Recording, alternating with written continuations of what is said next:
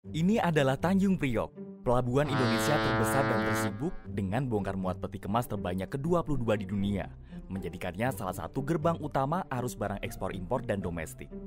Tanjung Priok mengakomodasi lebih dari 50% lalu lintas kontainer internasional di Indonesia.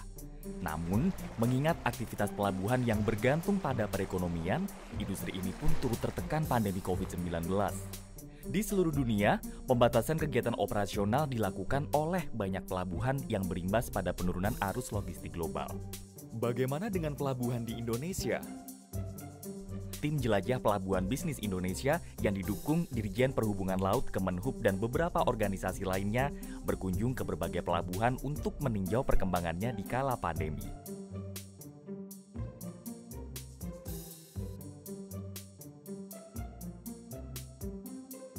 Menurut Indonesia Port Corporation, dampak pandemi turut terasa dengan menurunnya kinerja pelabuhan Indonesia selama 2020.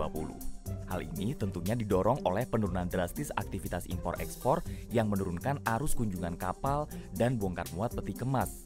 Meskipun begitu, dampak pandemi tidak menurunkan produktivitas pelabuhan Indonesia sedalam beberapa sektor lainnya. Sehingga IPC pun optimis kegiatan ekspor-impor global dan bisnis kepelabuhanan akan membaik tahun ini. Pemulihan perlahan ini memang sudah mulai berdampak pada peningkatan kegiatan dan volume perdagangan, seperti di Pelabuhan Tanjung Priok. Namun hal ini sempat terganggu karena kejadian di terusan Suez pada Maret kemarin. Meski jauh, kapal Ever Given yang menyangkut 6 hari di terusan Suez turut menimbulkan efek domino karena keterlambatan kedatangan kapal di Tanjung Priok.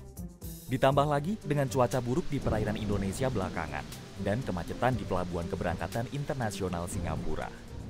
IPC pun harus mengalihkan kapal-kapal yang tiba bersamaan ke beberapa terminal, serta mengosongkan lapangan penampung kontainer akibat antrian panjang dalam pelayanan proses penerimaan barang. Selain itu, sebagai strategi jangka panjang, IPC juga telah membangun akses tol baru NPEA menuju Terminal Kali Baru dari wilayah timur, yang diharapkan bisa mengurai kemacetan Pelabuhan Tanjung Priok yang belakangan sering viral. Namun di sisi lain, momentum pandemi juga digunakan IPC untuk membenahi berbagai aspek pelayanan dan meningkatkan efisiensi, seperti melalui percepatan digitalisasi. Baik Pelindo maupun Pelni sedang melakukan suatu transformasi, satu upaya digitalisasi yang operasinya lebih mudah tetapi hasilnya lebih baik, yang kerjanya lebih sederhana tetapi layanan lebih baik. Di Pelabuhan Panjang contohnya, digitalisasi yang sudah terimplementasi seluruhnya terbukti mampu membantu resiliensi di tengah pandemi. Arus bongkar muat selama triwulan pertama di Pelabuhan Panjang pun sudah melampaui target.